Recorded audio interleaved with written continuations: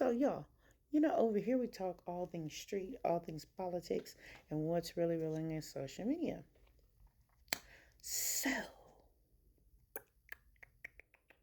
a couple of weeks ago, I saw where Nicki Minaj, she visited the UN.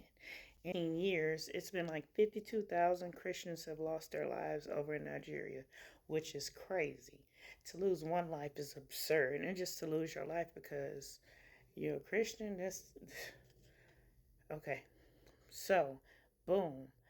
Trump invites her over to speak about it because he knows she's compassionate about it, just like everyone else is. So I was like, oh, that's something good. I'm glad she did that. But then, boom, I got to thinking, oh, wait a minute. He always has something up his sleeve. So, bam. Recently they was getting on the new president over there in Burkina Faso, President Ibrahim Traore. They was getting on him, and he had two other buddies. The other guy took over Niger, and the other homeboy took over Mali. So it was all three of them. So bam, they kicked all the colonizers out. I mean, all the French and all them people out of there that was just getting taking advantage of their precious gold and other materials. You know how they do, allegedly. So anywho, if the president over here gets access over into Nigeria, look at the map. Bam, be facing those three. Bam, right in their face. That's like,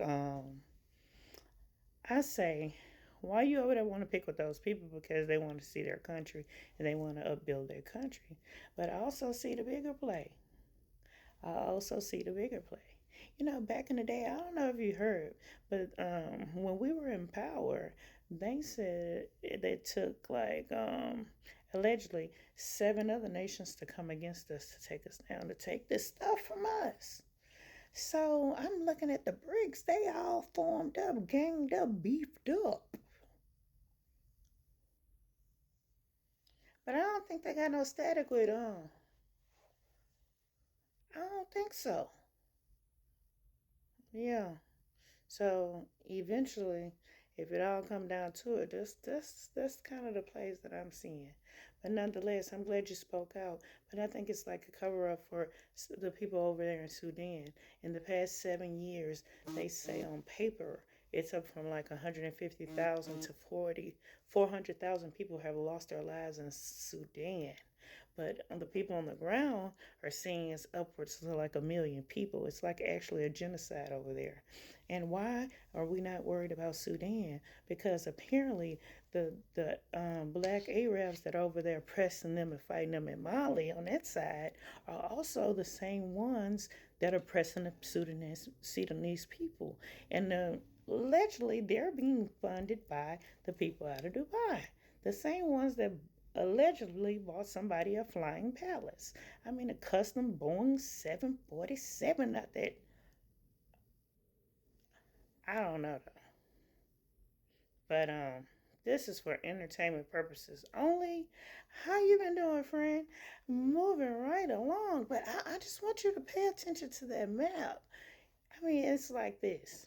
I felt bad for Gaddafi. You know how they did him. And I heard the man was trying to send like billions over here to people, but they rejected it. Dang, that one right. The next thing you know, boom, he was gone. They said his people had everything, free healthcare, all that stuff. Free schooling, free everything. And that's the same thing that's going over there in Burkina Faso. That's how the young guy got over there, the president, and reformed the whole place. So, yeah, I'm praying for Sudan and I'm praying for the Christians that are being persecuted in Nigeria, but I didn't hear too much about that though. Speaking to some Nigerians that I know over there now. But moving right along, I was like, no. I don't like to get into people's business, because it's like The world turns, life be lifing. You know what I'm saying? Sometimes people change on you. You know what I'm saying? You're like, where they come from? Who is that? You seen that show? Who the bleep did I marry? I think those situations are more common than we think. So the situation with Candy and Todd, oh man, I'm just praying for um, Candy, and I don't think divorce is anything nice. You know what I'm saying? And just watching some of these videos, it seems like it was some premeditated things going on Todd's side. Like, did you know something that we don't know, Todd?